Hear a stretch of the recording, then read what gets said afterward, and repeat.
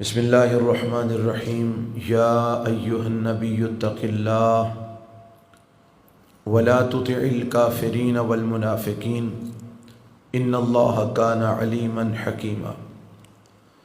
سامعین محترم، سورۃ الاحزاب کا مختصر سا خلاصہ آپ کی گوش گزار کرنا ہے، جو کہ رات ہم نہیں کر سکے وقت زیادہ ہونے کی وجہ سے۔ اس میں کچھ ایسے مسائل ہیں جن کا سمجھنا بہت ضروری ہے، اس لیے اس کو صبح پہ چھوڑا تھا۔ سب سے پہلے اس میں جو اللہ تعالیٰ نے بڑا اہم ترین مسئلہ، ویسے تو ہر چیز ہی اہم ہے قرآن مجید میں، لیکن اس صورت میں جو مسئلہ اس اعتبار سے اہم ہے کہ ہمارے معاشرے کے اندر اس مسئلے کو سمجھنے کی بہت ضرورت ہے، اور وہ مسئلہ ہے لے پالک اولاد کا۔ اس صورت کے اندر اس مسئلے کو بیان کرنے کا جو سبب وہ یہ ہے کہ امام الانبیاء جناب محمد الرسول اللہ صلی اللہ علیہ وسلم کو اللہ تعالیٰ نے 3 بیٹے عطا فرمائے۔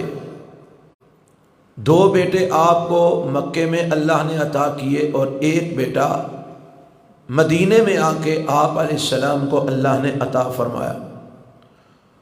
لیکن اللہ کی قدرت کے تینوں بیٹے بچپن کے اندر ہی اللہ کو پیارے ہو گئے۔ کوئی بھی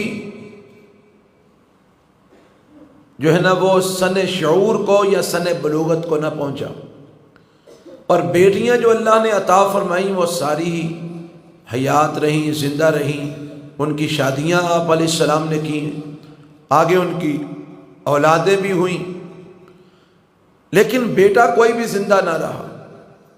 تو نبی صلی اللہ علیہ وسلم کے ایک صحابی تھے، حضرت زید بن حارثہ رضی اللہ تعالی عنہ۔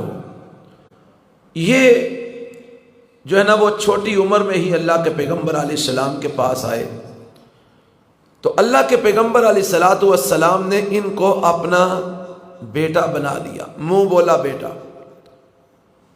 تو جب آپ نے ان کو اپنا بیٹا قرار دیا تو لوگوں نے ان کو زید بن حارثہ کی بجائے زید بن محمد کہنا شروع کر دیا صلی اللہ علیہ وسلم، کیونکہ آپ علیہ السلام کے وہ بیٹے آپ نے ان کو بنا لیا۔ تو آپ علیہ السلام کے بیٹا بنانے کی وجہ سے لوگوں نے زید بن محمد ان کو کہہ کے پکارنا شروع کر دیا۔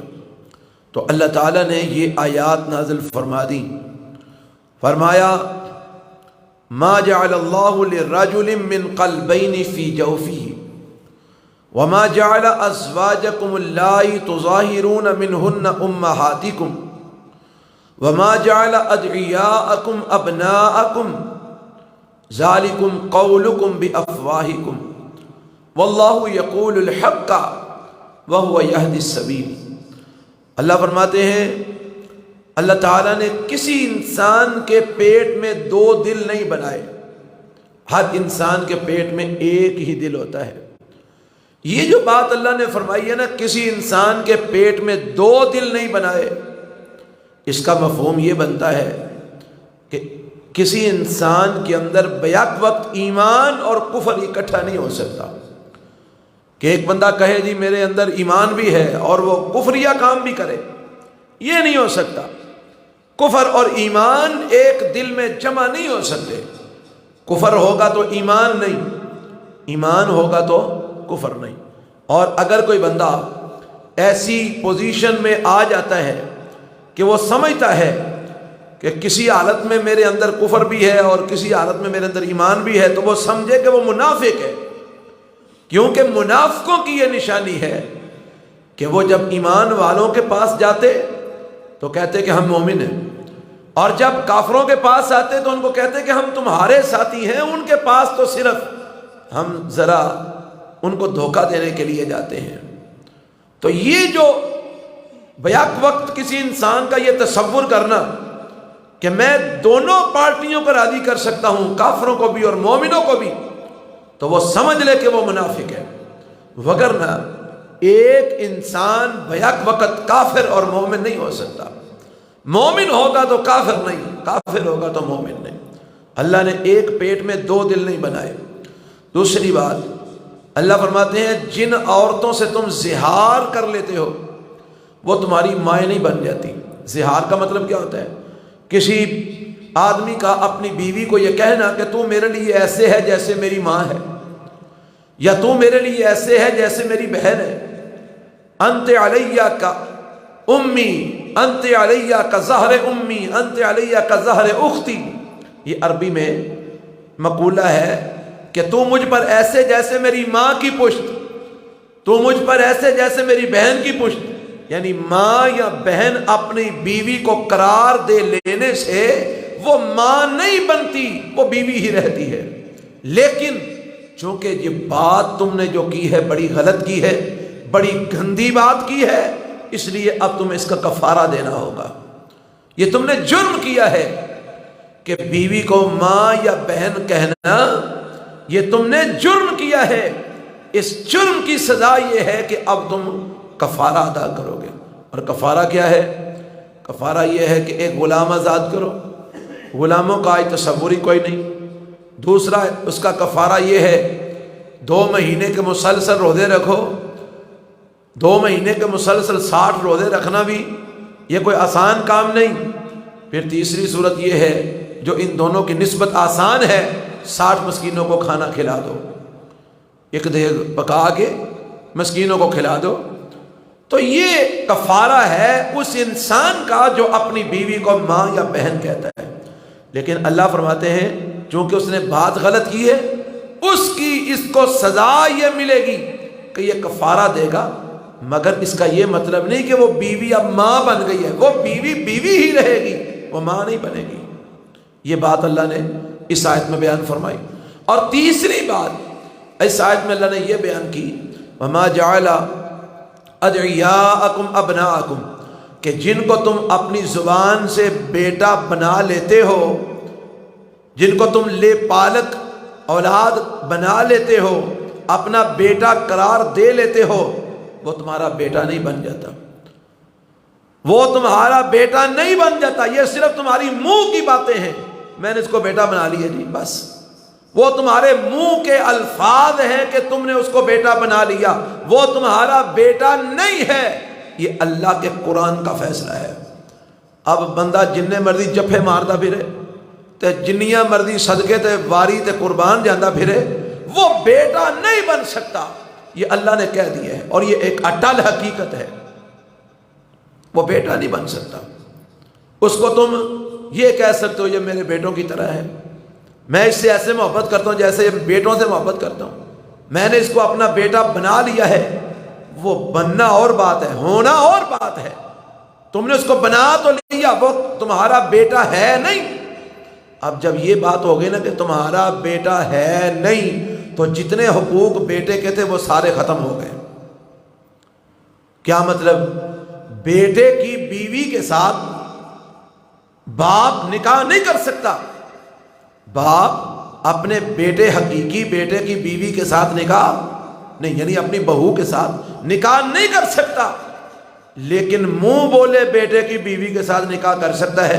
اگر منہ بولا بیٹا اپنی بیوی کو طلاق دے دیتا ہے تو اس کا باپ اس کے ساتھ نکاح کر سکتا ہے، کیونکہ وہ اس کا حقیقی بیٹا تھا ہی نہیں، وہ اس کا بیٹا تھا ہی نہیں۔ رب کہتا ہے وَمَا جَعَلَ أَدْعِيَاءَكُمْ أَبْنَاءَكُمْ، تمہارے منہ بولے بیٹے تمہارے حقیقی بیٹے نہیں بن سکتے، تمہاری منہ بولی بیٹیاں تمہاری حقیقی بیٹیاں نہیں ہو سکتی، ان کے وہ حقوق نہیں ہو سکتے جو حقیقی بیٹے اور حقیقی بیٹی کے ہوتے ہیں۔ ایسے ہی بیٹا اپنے ماں باپ کی جائیداد کا اگر اکیلا ہو تو ساری جائیداد کا اکیلا وارث ہوتا ہے، یعنی اگر اس کا کوئی بہن بھائی نہ ہو، ایک اکیلا بیٹا ہی ہو، باپ فوت ہو جائے تو اس کی کل وراثت کا حقدار اکیلا بیٹا ہوتا ہے۔ اور اگر بیٹیاں بھی ہوں ساتھ، بیٹے بھی ہوں، تو پھر 1/2 کے حساب سے وراثت تقسیم ہوتی ہے۔ لیکن اگر لے پالک اکیلا بھی ہے تو وہ جس نے اس کو بیٹا بنایا ہے وہ اس کی وراثت کا ایک ٹیڑی پیسے کا بھی حصے دار نہیں بن سکتا۔ سارے کا وارث بننا تو دور کی بات، آدھے کا وارث بننا بھی دور کی بات، ایک ٹیڑی پیسے کا بھی وارث نہیں ہے وہ بیٹا ہونے کے اعتبار سے۔ ہاں اس کے لیے ایک صورت ہے، وہ یہ کہ کوئی بھی انسان مرنے والا وہ وصیت کر جاتا ہے کہ میرے مال کا تیسرا حصہ اللہ کی راہ میں دے دینا۔ تیسرا حصہ، تیسرے حصے سے زیادہ کوئی انسان مرتے وقت اللہ کی راہ میں نہیں دے سکتا، زیادہ سے زیادہ تیسرا حصہ دے سکتا ہے، اور تیسرے حصے سے بھی کم دینا بہتر ہے، زیادہ سے زیادہ تیسرا حصہ دے سکتا ہے، اس سے زیادہ ایک ٹیڑی پیسہ اللہ کی راہ میں بھی نہیں دے سکتا مرتے وقت۔ یہ مرتے وقت کی بات ہو رہی ہے۔ تو جب اللہ کی راہ میں تیسرے حصے سے زیادہ نہیں دیا جا سکتا تو لے پالک کو بھی زیادہ سے زیادہ مرنے والا یہ وصیت کر سکتا ہے کہ میری جائیداد، میری وراثت کا تیسرا حصہ میرے اس بیٹے کو، جس کو میں نے بیٹا بنایا ہوا ہے، اس کو دے دینا۔ زیادہ سے زیادہ وہ اس آدمی کے تیسرے حصے کا جو ہے نا وہ حقدار اس صورت میں بن سکتا ہے جب مرنے والا اس کے حق میں وصیت کر کے مرا ہو۔ اگر وہ وصیت بھی نہیں کرتا تو لے پالک کو بیٹا ہونے کے اعتبار سے کچھ بھی اس آدمی کی وراثت سے نہیں ملے گا، کیونکہ وہ بیٹا ہے ہی نہیں۔ وہ صرف تمہاری زبانوں کی بات ہے کہ یہ میرا بیٹا ہے، وہ بیٹا نہیں ہے، لہذا وہ تمہاری وراثت کا حصے دار نہیں۔ ہاں تم وصیت کر کے اس کو اپنے مال کا تیسرا یا تیسرے میں سے بھی تھوڑا حصہ دے سکتے ہو، لیکن تم اس کو وراثت کے حصے دار نہیں بنا سکتے، کیونکہ وہ تمہارا بیٹا نہیں ہے۔ اب یہ جو مسائل ہیں نا، ان مسائل کو سمجھ رکھیں۔ اس طرح اور بھی مسائل آ جاتے ہیں۔ کیوں؟ کیا مسائل؟ وہ تمہارا بیٹا نہیں، دھیان سے سنیے گا، مسئلہ بڑا اہم ہے۔ وہ تمہارا بیٹا نہیں، تمہاری کوئی بیٹی ہے، وہ تمہارا بیٹا جس کو تم نے منہ بولا بیٹا بنایا، وہ تمہارا بیٹا نہیں۔ تمہاری کوئی بیٹی ہے، وہ اس بیٹی کے لیے غیر محرم ہے، وہ صرف تمہاری زبان سے لفظ نکلے ہیں کہ یہ میرا بیٹا ہے، وہ تمہارا بیٹا نہیں، لہذا تمہاری بیٹی کے لیے کیا ہے؟ غیر محرم ہے۔ تمہاری بیٹی اس کے لیے غیر محرم ہے، اس کو پردہ کرنا چاہیے اس سے۔ اگلی بات، اگر وہ کو تمہارا عزیز رشتہ دار بھی نہیں، ہوتا ہے نا بھتیجا ہے، کو بھانجا ہے، اگر ایسا بھی نہیں، ایسی صورت میں وہ تم نے اس کو لے کے پالا کہ اس کا تمہارے ساتھ کوئی خونی رشتہ نہیں، تو وہ تمہاری بیوی کے لیے بھی کیا بن گیا؟ غیر محرم، وہ اس کی ماں نہیں ہے، لہذا بیوی کو بھی اس سے کیا کرنا چاہیے؟ پردہ۔ اب اگر یہ پردہ کریں تو پھر بھی فتنہ، لڑائی پہ جاندی ہے، لو جی نالے پتر آ کے نالے پردے کرتے پھر دینے۔ اگر نہ کریں پھر بھی فتنہ، اللہ کے حکم کی خلاف ورزی ہو رہی ہے۔ یعنی اتنے سارے مسائل ہیں اس کے اندر کہ ان سارے مسائل کو سامنے رکھا جائے تو محسوس یہ ہوتا ہے کہ شریعت نے یہ لے پالک والے چکر کو اتنا زیادہ سراہا نہیں ہے، اتنا پسند نہیں کیا،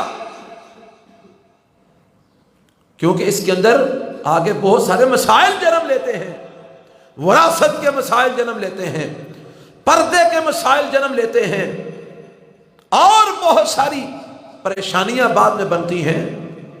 اگر شریعت کے دائرے میں رہ کے دیکھا جائے تو اون جی یہ بندہ کامی مکا بیٹھا ہوئے کیا جنہیں لا لے لوئی اتھے کی کرے کوئی، تو پھر جو مرضی کرتے پھرو، پھر تو نہ کوئی پردہ، نہ کوئی حیا، نہ کوئی شرم، نہ کوئی شریعت، نہ کوئی اسلام، نہ کوئی ایمان۔ اور اگر شریعت کے دائرے میں رہنا ہے تو پھر بڑے سارے مسائل ہیں ایسی صورت میں۔ تو اس لیے محسوس یہی ہوتا ہے کہ یہ لے پالک والا مسئلہ شریعت نے اتنا پسند نہیں کیا۔ اسی وجہ سے اللہ نے قرآن میں یہ آیت نازل کر دی، ادعوہم لآبائہم هو اقسط عند اللہ۔ سب سے بڑا مسئلہ جو آج لوگوں کو بنا ہوا ہے، وہ جی منڈا لے کے پالے ہے، بچی لے کے پالی ہے تو ہن سکولے داخل کرانا ہے تو اتنے نا کہڑے پیو دا لکھانا ہے؟ میرا نام لکھیا جانا ہے کہ جدیو حقیقی بیٹی ہو دالے، باپ کون سا ہوگا؟ تو ہم ان کو بتاتے ہیں جی باپ کا نام تو اسی کا آئے گا جس کا وہ نطفہ ہے، جس کی وہ اولاد ہے، اسی کا نام آئے گا۔ جی وہ دا نہ آئے تو پھر داخلہ نہیں ہوتا، پھر ہم کیا کریں؟ داخلہ نہیں ہوتا۔ آپ کو کس نے کہا کہ آپ اس طرح کے چکر چلاتے پھرو؟ نہ لو۔ اللہ فرماتے ہیں ادعوہم لآبائہم هو اقسط عند اللہ، فرمایا ان کو ان کے باپوں کے ناموں سے پکارو، یہی اللہ کے ہاں انصاف والی بات ہے۔ اچھا دوسرا سوال، وہ جی بعض بچے ایسے ہوندے نے اڈاپٹ کیتے جاندے نے کہ انہوں دے پیواں دا پتہ ہی نہیں ہوندا۔ اللہ فرماتے ہیں کوئی بات نہیں، فَإِن لَمْ تَعْلَمُوا آبَاءَهُمْ فَإِخْوَانُكُمْ فِي الدِّينِ، اگر تم ان کے باپوں کو نہیں جانتے تو وہ تمہارے دینی بھائی ہیں، تم ان کے سرپرست ہو سکتے ہو، ان کے کفیل ہو سکتے ہو، ان کے وکیل ہو سکتے ہو، ان کے باپ نہیں ہو سکتے۔ ان کی کفالت میں تمہارا نام آ سکتا ہے، ان کی سرپرستی میں تمہارا نام آ سکتا ہے، بھائی کے طور پہ تمہارا نام آ سکتا ہے، باپ کے طور پہ تمہارا نام نہیں آ سکتا کیونکہ تم اس کے باپ ہو ہی نہیں۔ قرآن کا فیصلہ ہے فَإِن لَمْ تَعْلَمُوا آبَاءَهُمْ فَإِخْوَانُكُمْ فِي الدِّينِ وَمَوَالِيكُمْ، اگر تم ان کے باپوں کو نہیں جانتے تو وہ تمہارے دینی بھائی ہیں یا وہ تمہارے دوست ہیں، بس اس سے زیادہ کچھ نہیں۔ اللہ اکبر کبیرہ۔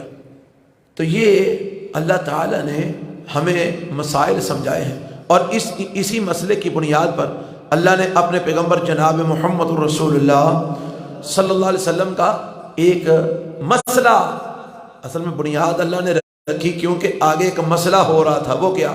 نبی صلی اللہ علیہ وسلم کا جو بیٹا جس کو بنایا تھا نا زید بن حارثہ رضی اللہ تعالیٰ عنہ، نبی صلی اللہ علیہ وسلم نے ان کی شادی کی اپنی پھپھی زاد بہن حضرت زینب کے ساتھ رضی اللہ تعالیٰ عنہ۔ اب یہ جو زید تھے نا یہ اصل میں غلام تھے، تو نبی پاک نے ان کو آزاد کر کے تو اپنا منہ بولا بیٹا بنا لیا تھا۔ اور جو زینب تھی وہ قریشی خاندان کی تھی۔ اب ایک طرف قریشی خاندان کی سیدزادی اور ایک طرف ایک غلام جو کہ آزاد ہوا، تو یہ بڑا تفاوت تھا خاندانی اعتبار سے۔ تو معاملہ یہ بنا کہ حضرت زینب رضی اللہ تعالی عنہا اور حضرت زید رضی اللہ عنہ کا آپس میں نباہ نہ ہو سکا، آپس میں ان کا دل ایک دوسرے کے ساتھ نہ مل سکے۔ تو حضرت زید رضی اللہ تعالی عنہ نے کہا اللہ کے نبی میں نے زینب کو طلاق دے دینی ہے۔ نبی پاک فرماتے ہیں نہ، طلاق نہ دینا، اس کو اس کے ساتھ نباہ کرنے کی کوشش کرو۔ اللہ کے نبی ہمارا مسئلہ بنتا ہی نہیں ہے، کوئی صلح صفائی ہوتی نہیں ہے، کوئی میاں بیوی والا کوئی مسئلہ نظر ہی نہیں آتا، تو اس لیے میں نے طلاق دینے کا۔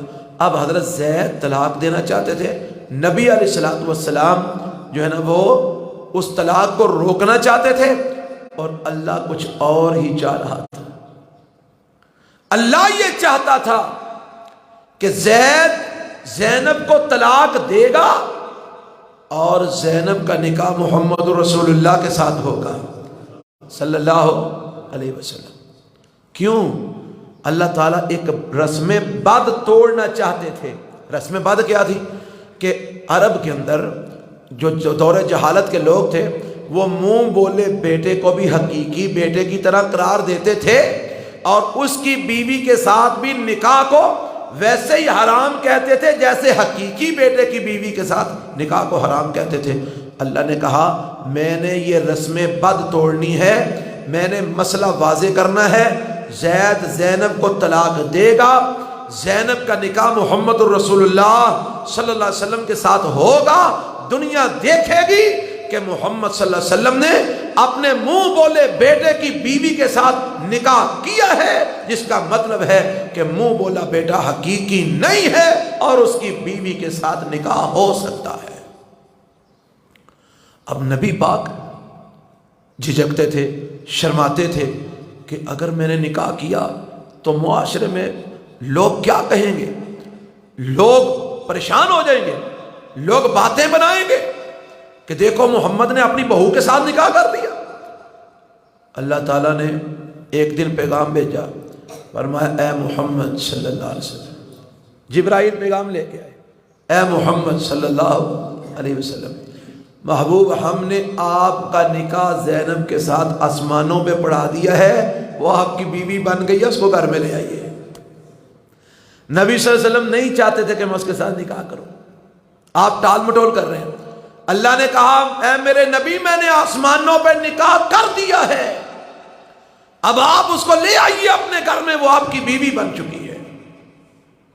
فلما قضا زید منها وطرا زوجناکها لکی لا یکون علیک حرج فی ازواج ادعیائہم اذا قضوا منہن وطرا، فرمایا ہم نے آسمانوں پر نکاح کر کے زینب کو آپ کی بیوی بنا دیا ہے تاکہ دنیا کے لوگوں کے لیے کوئی پرابلم نہ رہے، ان کو مسئلے کا پتہ چل جائے کہ لے پالک بیٹے کی بیوی جو ہوتی ہے وہ حقیقی بیٹے کی بیوی کی طرح نہیں ہوتی، اس کے ساتھ نکاح ہو سکتا ہے۔ اللہ نے آسمان سے نکاح کر دیا، حضرت زینب کو نبی پاک کی بیوی بنا دیا۔ اب حضرت زینب کہا کرتی تھی رضی اللہ تعالیٰ عنہا، وہ دوسری اپنی سوکنوں پر فخر کیا کرتی تھی، کہتی تھی تمہارے نکاح زمین پہ ہوئے ہیں، میرا نکاح آسمان پہ ہوا ہے، تمہارے نکاح زمین پہ ہوئے، میرا نکاح رب نے آسمانوں بھی کیا، اور قرآن میں یہ بات موجود ہے۔ تو یہ مسئلہ اللہ تعالیٰ نے واضح کرنا تھا، تو حضرت زینب کا نکاح نبی علیہ السلام کے ساتھ آسمانوں پہ کر دیا۔ تو یہ مسئلہ معلوم ہوا بیٹے کے بارے میں، لے پالک اولاد کے بارے میں، کہ لے پالک اولاد کے کیا مسائل ہیں۔ تو اللہ تعالیٰ ہمیں یہ باتیں سمجھ کر اپنی زندگی اس طرح بنانے کی توفیق عطا فرمائے۔ پھر اس کے بعد اللہ تعالیٰ نے سورۃ الاحزاب میں اپنے پیغمبر جناب محمد رسول اللہ صلی اللہ علیہ وسلم کی ایک حیثیت کو واضح کیا ہے، لَقَدْ كَانَ لَكُمْ فِي رَسُولِ اللَّهِ أُسْوَةٌ حَسَنَةٌ لِمَنْ كَانَ يَرْجُو اللَّهَ وَالْيَوْمَ الْآخِرَ وَذَكَرَ اللَّهَ كَثِيرًا۔ اللہ فرماتے ہیں او کائنات کے لوگوں، جو اللہ سے ملاقات کرنا چاہتا ہے، رب سے ملنا چاہتا ہے اور دنیا اور آخرت کی کامیابی حاصل کرنا چاہتا ہے، اس کے لیے اللہ کے پیغمبر جناب محمد رسول اللہ صلی اللہ علیہ وسلم کی زندگی میں بہترین نمونہ ہم نے رکھ دیا ہے، وہ اس نمونے کو دیکھ کر اپنی زندگی اسی طرح گزارتا چلا جائے، ہم قیامت والے دن اس سے ملاقات بھی کریں گے اور اس کو کامیاب بنا کے اپنی جنت کا داخلہ بھی عطا فرما دیں گے۔ تو کامیابی کے لیے کیا قرار دیا اللہ نے؟ اپنے پیغمبر صلی اللہ علیہ وسلم کی اتباع کو، کہ آپ صلی اللہ علیہ وسلم کو نمونہ سمجھو اور جیسے آپ نے زندگی بسر کی ویسے تم زندگی بسر کرو۔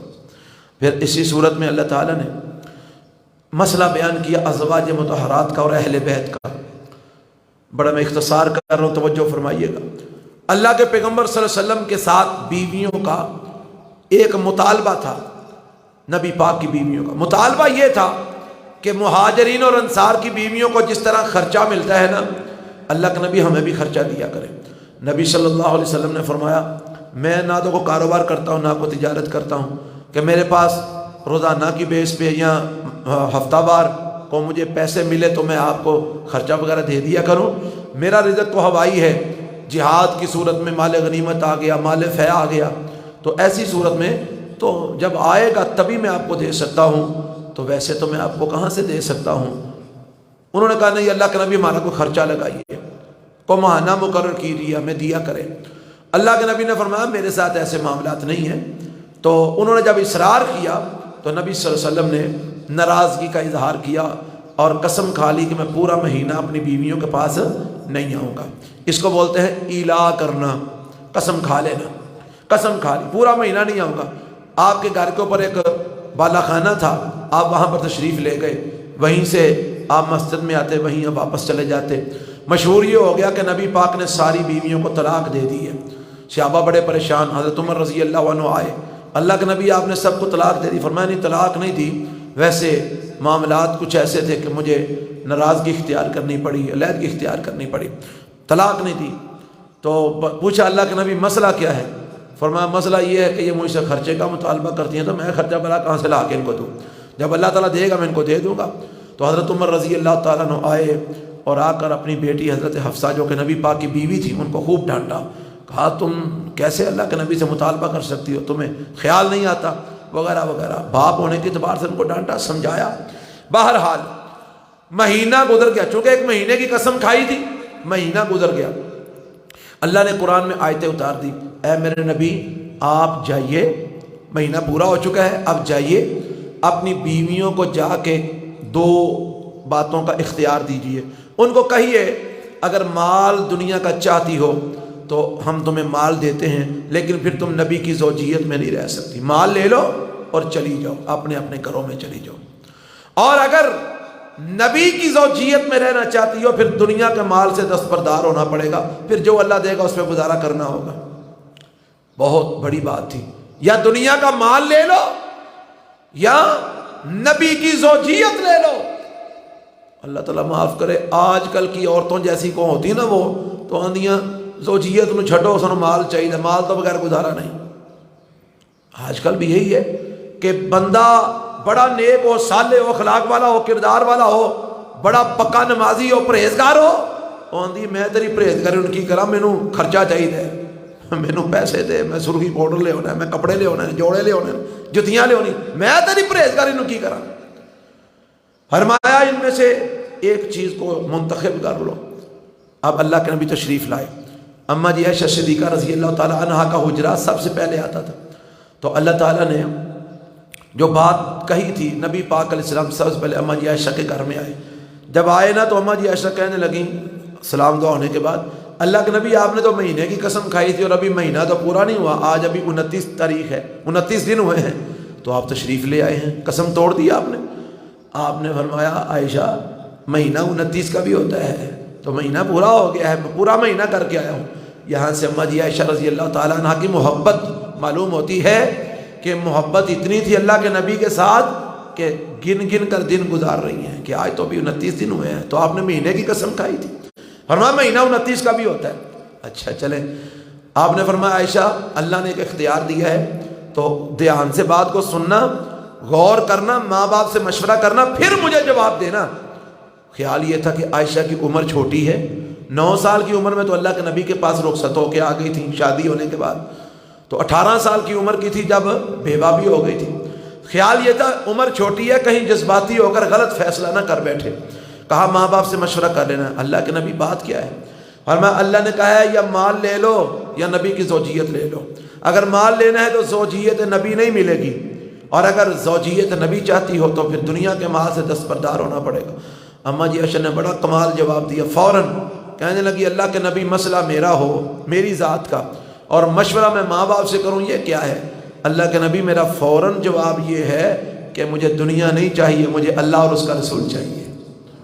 اور ساتھ ہی کہنے لگی میرا یہ جواب باقی کی بیویوں کو نہ جا کے سنائیے گا، ان سے ان کی رائے لے جائیے گا، میرا جواب نہ ان کو جا کے بتائیے گا۔ آپ مسکرا پڑے اور فرمایا کیوں نہ بتاؤں، مجھے اللہ نے آسانی پیدا کرنے کے لیے بھیجا ہے، میں تو ان کو پہلے بتاؤں گا کہ عائشہ کا یہ جواب ہے، تم سوچ لو کہ تم نے کیا جواب دینا ہے۔ اب ساری بیویوں نے یہی کہا کہ ہمیں مال نہیں چاہیے، ہمیں اللہ اور اس کا رسول چاہیے۔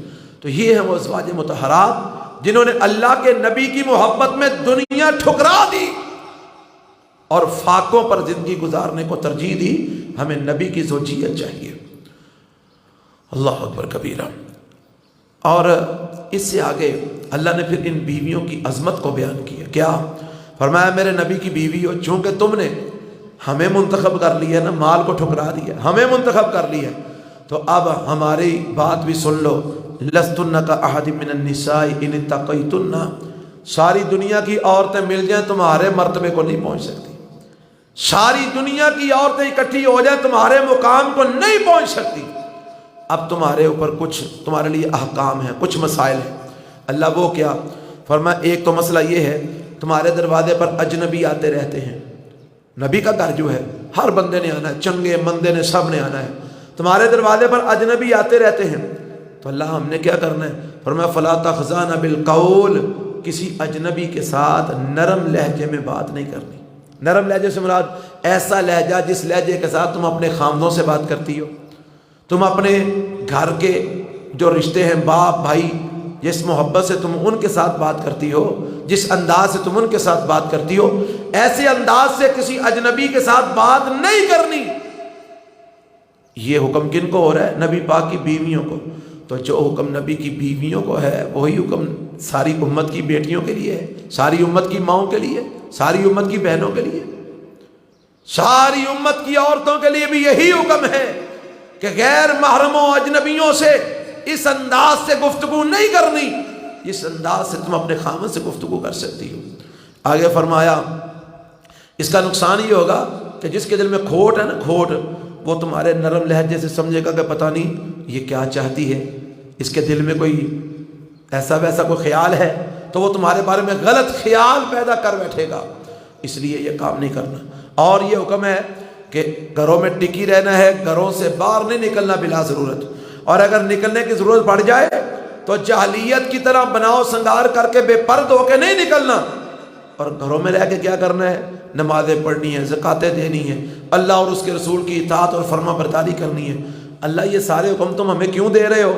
فرمایا اس لیے کہ اللہ چاہتا ہے کہ میرے نبی کے اہل بیت پاک اور صاف ہو جائیں۔ اے میرے نبی کی بیویوں، تم میرے نبی کے اہل بیت ہو، میں تمہیں پاک اور صاف کر کے دنیا کے سامنے نمونہ بنا کے پیش کرنا چاہتا ہوں۔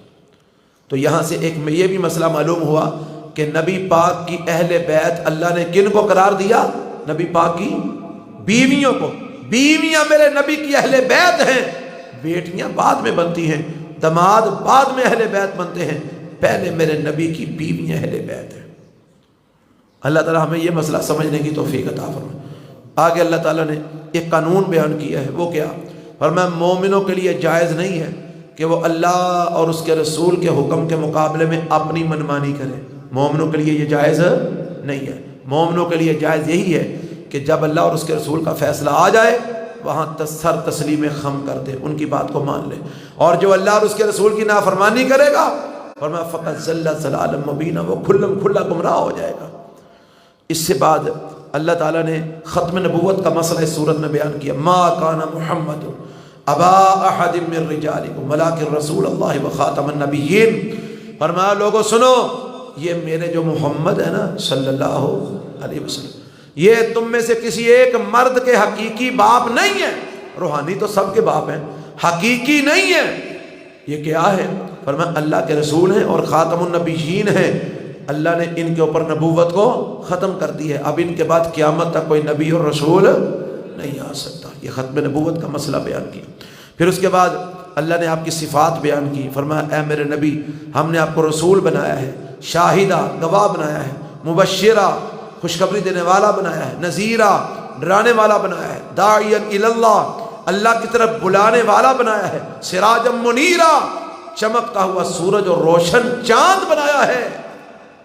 یہ جو سراج منیرہ کا ہے نا، بڑی کمال کی بات ہے۔ سورج دن کو ہوتا ہے، رات کو نہیں ہوتا، اور چاند رات کو ہوتا ہے، دن کو نہیں ہوتا۔ اگر نبی پاک کو صرف سورج سراج قرار دیا جاتا تو رات کے وقت آپ صلی اللہ علیہ وسلم کی رہنمائی نہ ہوتی، اگر صرف چاند قرار دیا جاتا تو دن کے وقت آپ کی رہنمائی نہ ہوتی۔ اللہ نے فرمایا ہم نے آپ کو سورج بھی بنا دیا، چاند بھی بنا دیا، 24 گھنٹے اگر آپ کی ہدایت کا نور کسی کو چاہیے ہوگا وہ مل سکے گا اس کو۔ دن کے وقت لے لو، رات کے وقت لے لو، ہر لمحہ محمد رسول اللہ رہنما موجود ہیں صلی اللہ علیہ وسلم۔ یہاں پر ایک اور بات ہے، جب 24 گھنٹے رہنما محمد رسول اللہ موجود ہیں تو پھر آپ کو چھوڑ کر کسی اور کو رہنما بنانے کی کیا ضرورت ہے؟ جب دن کے وقت بھی آپ رہنما موجود ہیں، رات کے وقت بھی آپ رہنما موجود ہیں، پھر آپ کو چھوڑ کر دائیں بائیں ٹکرے مارنے کی کیا ضرورت ہے؟ پھر ہمیں یہی کہنا چاہیے ہمارا رہبر اور ہمارا رہنما جناب محمد الرسول اللہ صلی اللہ علیہ وسلم، بس ہمیں آپ کے علاوہ نہ کسی رہبر کی ضرورت ہے نہ کسی رہنما کی ضرورت ہے۔ اس کے بعد اللہ تعالیٰ نے ایک بات آخری ہے، بیان کر کے بات ختم کرتا ہوں، وہ یہ، اچھا درود کا مسئلہ بیان کیا۔ فرمایا اللہ اور اس کے فرشتے نبی صلی اللہ علیہ وسلم پر درود بھیجتے ہیں، اے ایمان والو تم بھی میرے نبی پر درود و سلام بھیجا کرو۔ تو یہ درود اور سلام یہ ایسا عمل ہے جو اللہ بھی بھیجتا ہے تو مومنوں کو بھی حکم دیا تم بھی بھیجو، اللہم صلی علی محمد وعلی آل محمد، اللہم بارک علی محمد وعلی آل محمد۔ اللہ ہمیں درود کثرت سے پڑھنے کی توفیق عطا فرمائے۔ فائدہ کیا ہے؟ آپ نے فرمایا جو مجھ پر ایک دفعہ درود بھیجتا، من صلی علی مرۃ، جو مجھ پر ایک دفعہ درود بھیجتا ہے، 4 فضائل اس کے بیان کیے مختلف روایتوں میں۔ نمبر 1، اللہ اس پر 10 رحمتیں نازل کرتا ہے، ایک دفعہ درود بھیجنے کی وجہ سے اللہ 10 رحمتیں اتارتا ہے۔ نمبر 2، 10 درجے بلند کرتا ہے۔ نمبر 3، 10 نیکیاں لکھتا ہے۔ نمبر 4، 10 گناہ معاف فرماتا ہے ایک دفعہ درود پڑھنے سے۔ اللہ میں کثرت سے درود پڑھنے کی توفیق عطا فرمائے۔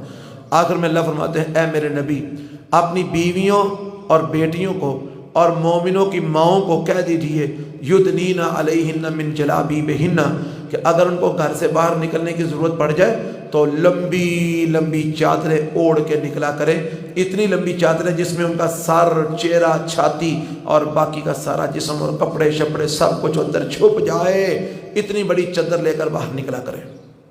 کتنی بڑی چادر؟ ایک عورت آئی اللہ کے رسول کے پاس صلی اللہ علیہ وسلم، کہنے لگی اللہ کے نبی میں آپ کے پیچھے نماز پڑھنے آتی ہوں تو چادر میری اتنی لمبی ہے کہ زمین پر گھسٹ رہی ہوتی ہے، اس کا کنارہ زمین پر گھسٹ رہا ہوتا ہے، تو راستے میں چکڑ شکڑ آتا ہے، روڑیاں بھی آتی ہیں تو ان کے اوپر سے میرا گزر ہوتا ہے، تو وہ ظاہر بات ہے کپڑا وہاں پر لگتا ہے تو وہ ناپاک ہو جاتا ہے۔ اللہ کے نبی تو اب میں نماز کیسے پڑھوں آپ کے پیچھے آ کے؟ آپ نے اس کو یہ نہیں کہا کہ چادر اوپر کر لینا، یہ نہیں کہا کہ چادر چھوٹی کر لے، نہیں، فرمایا جب گندی جگہ سے گزرنے کے بعد صاف جگہ پر گزرتی ہو، جی اللہ کے رسول، فرمایا چادر مٹی کے ساتھ گھسٹتی ہے، جی اللہ کے رسول، فرمایا جب مٹی کے ساتھ گھسٹتی ہے پاک ہو جاتی ہے، تم نماز پڑھ لیا کرو اللہ قبول فرما لے گا۔ اتنی لمبی چادریں صحابیات لے کے آتی تھی نبی پاک کے پیچھے۔ آج ہماری عورتوں کی چادریں چھوٹی ہوتی وہ گلے کی پٹی بن گئی ہیں، اور گلے کی پٹی بھی تھوڑی جگہ پر رہ گئی ہے، زیادہ جگہ پر سارا کچھ ہی ختم ہو چکا ہے۔ آج کل نوجوان لڑکی ایسے بودے شودے بنا کے نکلتی ہے کہ بعض اوقات پہچاننا مشکل ہو جاتا ہے کہ یہ بی بی جا رہی ہے کہ بیبا جا رہا ہے، پہچان ہی مشکل ہو گئی۔ تو اللہ فرماتے ہیں اے میرے نبی اپنی بیویوں کو، اپنی بیٹیوں کو اور مومنوں کی عورتوں کو کہہ دو گھر سے نکلنا پڑے لمبی چادریں لے کر نکلا کرے۔ جلباب لمبی چادر کو بولتے ہیں جو سارے جسم کو ڈھانپ دے۔ فرمایا یہ کام کر کے نکلا کرے۔ فائدہ کیا ہوگا؟ جو گندی نگاہ رکھنے والے بدقماش قسم کے لوگ ہیں نا، ان کی گندی نظروں سے بچی رہے گی، ان کے آوازوں سے بچی رہے گی، ان کی شرارتوں سے بچی رہے گی۔ اور یہ مشاہدہ ہے کہ آج بھی اس گئے گزرے حالات میں بھی جو عورت مکمل شرعی پردہ کر کے نکلتی ہے نا، تو بدماشوں اور بدقماشوں کی نظریں اللہ پھیر دیتا ہے، وہ اس کی طرف دیکھتے ہی نہیں ہیں۔ ان گندے لوگوں کی نگاہیں انہی عورتوں کی طرف اٹھتی ہیں جو پردے کے نام پر فیشن کر کے نکلتی ہیں، اور ایسا فیشن کہ پردے کا بیڑا غرق کر دیتی ہیں، یا پھر بے پرد ہو کے نکلتی ہیں۔ ایسی عورتوں کی طرف ہی گندے لوگوں کی نگاہیں اٹھتی ہیں۔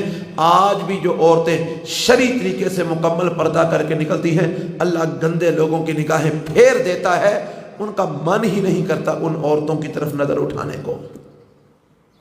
یہ پردے کا فائدہ ہے، بہت بڑا فائدہ جو اللہ نے قرآن میں بیان کیا ہے کہ جب تم پردہ کر کے نکلو گی فلا یوزین، تو گندے لوگوں کی نگاہوں کی وجہ سے، ان کی بری باتوں کی وجہ سے تمہیں ایذا نہیں دی جائے گی، تکلیف نہیں دی جائے گی۔ اللہ ہماری خواتین کو، ہماری ماؤں بہنوں کو صحیح طریقے سے شرعی پردہ کرنے کی توفیق عطا فرمائے، اور اللہ ہم سب کو اپنا اور اپنے پیغمبر کا مطیع و فرما بردار بنائے۔